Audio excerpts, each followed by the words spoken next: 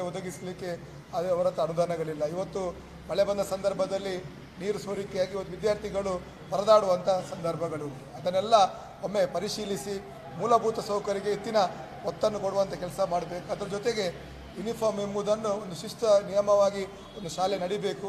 ಅದರಲ್ಲಿ ಯಾವುದೇ ಭೇದ ಭಾವಗಳಿರಬಾರ್ದು, ಯಾವುದೇ ವ್ಯತ್ಯಾಸಗಳಿರಬಾರ್ದು, ಶ್ರೀಮಂತ ಬಡವಂತ ಯಾವುದೇ ಭಾವನೆಗಳಿರಬಾರ್ದು. ದೃಷ್ಟಿಯಲ್ಲಿ ಎಲ್ಲ ಶಾಲೆಗಳಲ್ಲಿ ಕಾಲೇಜುಗಳಲ್ಲಿ ಯೂನಿಫಾರ್ಮನ್ನು ಜಾರಿ ಮಾಡಿದ್ದಾರೆ.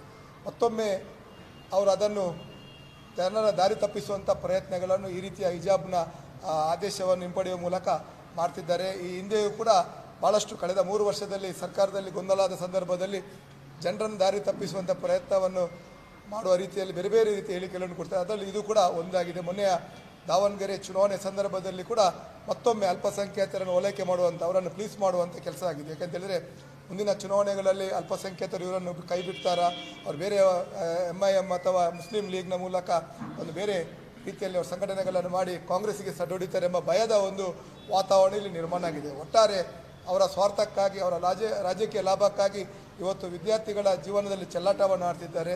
ಶಾಲಾ ಕಾಲೇಜುಗಳಲ್ಲಿ ವಿದ್ಯಾರ್ಥಿಗಳ ಇದರಲ್ಲಿ ವಿಷಬೀಜ ಬಿತ್ತುವಂಥ ಕೆಲಸ ಮಾಡ್ತಾರೆ. ಖಂಡಿತವಾಗಿಯೂ ಈಗಾಗಲೇ ಅವರ ಒಂದು ಮಾಹಿತಿಯ ಕೊರತೆಗಳನ್ನು ಕೂಡ ನಾನು ಹೇಳಲಿಕ್ಕೆ ಬಯಸ್ತೇನೆ. BJP ಸರ್ಕಾರ ಇರುವಾಗ ಅದನ್ನು ನಿಷೇಧ ಮಾಡಿದ್ದು ನಮ್ಮ ಸರ್ಕಾರದ ನಿರ್ಧಾರ. ಆಗ ಕೋರ್ಟ್ ಮೆಟ್ಟಿಲಲ್ಲಿ ಇರಲಿಲ್ಲ.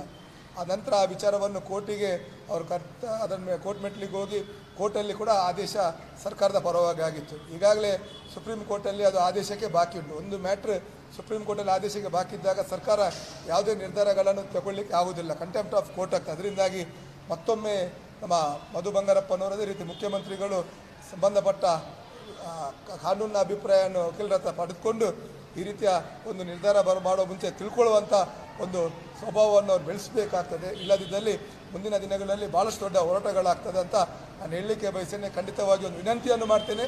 ಅದೇ ರೀತಿ ಹೋರಾಟದ ಎಚ್ಚರಿಕೆಯನ್ನು ಕೂಡ ಈ ಮಾಧ್ಯಮದ ಮೂಲಕ ಕಾಂಗ್ರೆಸ್ ಸರ್ಕಾರಕ್ಕೆ ನಾವು ನೀಡಲಿಕ್ಕೆ ಬಯಸ್ತೇವೆ. ನೋಡಿ, ಈಗಾಗಲೇ ಅವರ ಇಸ್ಲಾಂ ಧರ್ಮದಲ್ಲಿ ಹಿಜಾಬ್ ನಮ್ಮ ಧಾರ್ಮಿಕ ಆಚರಣೆ, ಧಾರ್ಮಿಕ ವಿಚಾರಕ್ಕೆ ಸಂಬಂಧಪಟ್ಟ ವಿಷಯ ಅಲ್ಲ ಎಂಬುದನ್ನು ಈಗಾಗಲೇ ಸ್ಪಷ್ಟಪಟ್ಟಿದ್ದಾರೆ.